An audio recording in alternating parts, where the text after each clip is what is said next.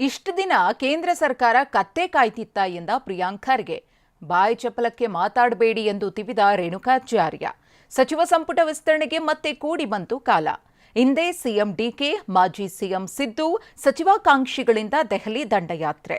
ಇದೆಲ್ಲವನ್ನ ನೋಡೋಣ ರಾಜಕೀಯ ನ್ಯೂಸ್ ಟಾಪ್ 9ನಲ್ಲಿ.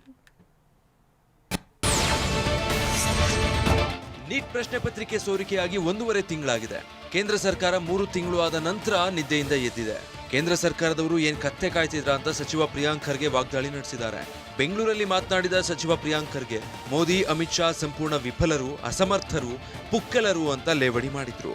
3 ತಿಂಗಳು ಆದ್ಮೇಲೆ ಪ್ರಧಾನ ಮಂತ್ರಿಯವರು ನಿನ್ನೆ ಬಾಯ್ಬಿಟ್ರು. ಪೇಪರ್ ಲೀಕ್ ಅಂತ ಎಲ್ಲೂ ಹೇಳಿಲ್ಲ. ಅವರು ಯುವಕರ ಬಗ್ಗೆ ಹೇಳಿದ್ರು. 3 ತಿಂಗಳು ಬೇಕಾಗಿತ್ತ ಪ್ರಧಾನಮಂತ್ರಿಗೆ ಮಾತಾಡಕ್ಕೆ? ಸಚಿವ ಪ್ರಿಯಾಂಕ್ ಖರ್ಗೆಗೆ ಮಾಜಿ ಸಚಿವ ರೇಣುಕಾಚಾರ್ಯ ತಿರುಗೇಟು ನೀಡಿದ್ದಾರೆ. ಪ್ರಿಯಾಂಕ್ ಖರ್ಗೆ ನಿತ್ಯ ಬಾಯಿ ಚಪಲಕ್ಕೆ ಹೇಳಿಕೆ ನೀಡುತ್ತಿದ್ದಾರೆ. ಈ ಹಿಂದೆ ಗ್ರಾಮೀಣಾಭಿವೃದ್ಧಿ ಇಲಾಖೆಯಲ್ಲಿ ಅವರ ಸಾಧನೆ ಶೂನ್ಯ, ಸಿಎಂ ಆಗಬಹುದು ಅಂದ ರಾಹುಲ್ ಗಾಂಧಿ, ಸೋನಿಯಾ ಗಾಂಧಿ ಅವರನ್ನ ಮೆಚ್ಚಿಸೋದಕ್ಕೆ ಹೀಗೆಲ್ಲ ಹೇಳಿಕೆ ನೀಡುತ್ತಿದ್ದಾರೆ ಎಂದು ರೇಣುಕಾಚಾರ್ಯ ವಾಗ್ದಾಳಿ ನಡೆಸಿದ್ದಾರೆ.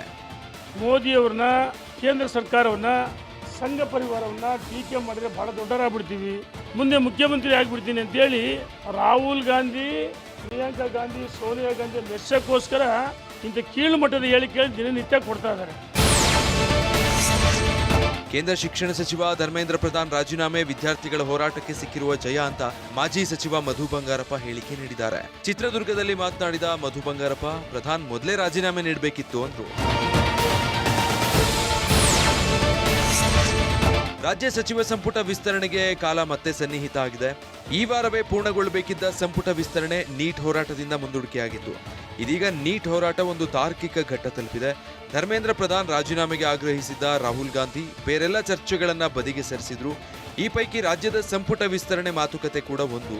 ಆದ್ರೆ ಈಗ ಪ್ರಧಾನ್ ರಾಜೀನಾಮೆ ಕೊಟ್ಟಿದ್ರಿಂದ ಹೋರಾಟದ ತೀವ್ರತೆ ಕಡಿಮೆಯಾಗುವ ಸಾಧ್ಯತೆ ಇದೆ. ಹೀಗಾಗಿ ರಾಹುಲ್ ಗಾಂಧಿ ಮತ್ತೆ ರಾಜ್ಯದ ಸಂಪುಟ ವಿಸ್ತರಣೆ ಕಡೆ ಗಮನ ಹರಿಸ್ತಾರೆ ಎನ್ನಲಾಗಿದೆ. ಇಂದು ಸಂಜೆಯೇ ಸಿಎಂ ಡಿಕೆ ಶಿವಕುಮಾರ್ ಹಾಗೂ ಮಾಜಿ ಸಿಎಂ ಸಿದ್ದರಾಮಯ್ಯ, ಕೆಪಿಸಿಸಿ ಅಧ್ಯಕ್ಷ ಬಿಕೆ ಹರಿಪ್ರಸಾದ್ ದೆಹಲಿಗೆ ಹಾರಲಿದ್ದಾರೆ. ಹೀಗಾಗಿ ಇದೇ ವಾರ ಸಂಪುಟ ವಿಸ್ತರಣೆಯಾಗುವುದು ಬಹುತೇಕ ಖಚಿತ ಎನ್ನಲಾಗ್ತಾ ಇದೆ. ಹೈಕಮಾಂಡ್ನಿಂದ ಹಿಡಿದು ರಾಜ್ಯ ನಾಯಕರವರೆಗೂ ಎಲ್ಲರೂ ಇದೇ ವಾರ ಸಂಪುಟ ವಿಸ್ತರಣೆ ಅಂತ ಸುಳಿವು ನೀಡಿದ್ದಾರೆ. ಇದೇ ಹೊತ್ತಲ್ಲೇ ದೆಹಲಿಗೆ ಹೋಗೋದಕ್ಕೆ ಮುಹೂರ್ತವೂ ಫಿಕ್ಸ್ ಆಗಿದೆ. ಮೊನ್ನೆ ಕೆಸಿ ವೇಣುಗೋಪಾಲ್ ಯಾವುದೇ ಸಮಯದಲ್ಲಾಗಬಹುದು ಅಂದಿದ್ರು. ಸಿಎಂ ಡಿಕೆ ಕೂಡ ಮುಂದಿನ ವಾರ ವಿಸ್ತರಣೆಯಾಗಬಹುದೆಂಬ ಸುಳಿವು ಕೊಟ್ಟಿದ್ರು.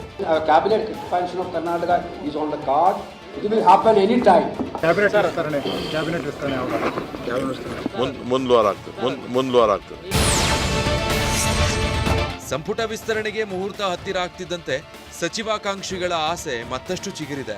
15ಕ್ಕೂ ಹೆಚ್ಚು ಶಾಸಕರು ಸಿಎಂ ಡಿಕೆ ಶಿವಕುಮಾರ್ ಅವರನ್ನ ಭೇಟಿ ಮಾಡಿ ಲಾಭಿ ಮಾಡಿದ್ದಾರೆ.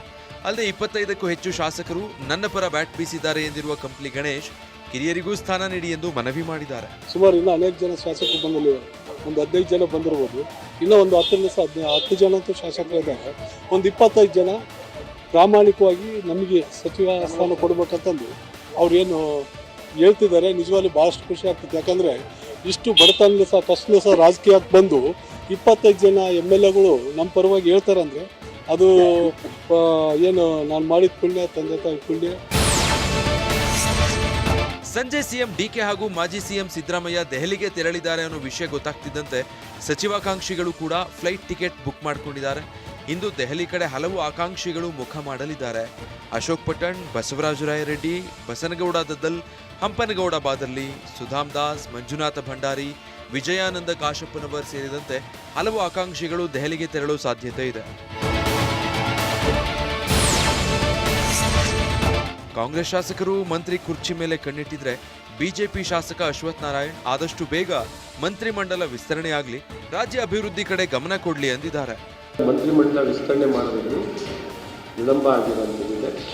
ಖಂಡಿತ ಜಲ್ದಿ ತಕ್ಷಣ ಮಂತ್ರಿಮಂಡಲ ವಿಸ್ತರಣೆ ಮಾಡೋಂಥದ್ದು ಮತ್ತು ಜವಾಬ್ದಾರಿಯನ್ನು ಬರ ಅಂತ ಅನ್ನೋದು ಪ್ರಕೃತಿಯ ವಿಕೋಪ. ಈ ಪ್ರಕೃತಿ ವಿಕೋಪ ಅತಿವೃಷ್ಟಿಯಾಗಲಿ ಅನಾವೃಷ್ಟಿಯಾಗಿರಲಿ ವೇಗದಲ್ಲಿ ತ್ವರಿತವಾಗಿ ಕ್ರಮ ವಹಿಸೋದಾಗಲಿ.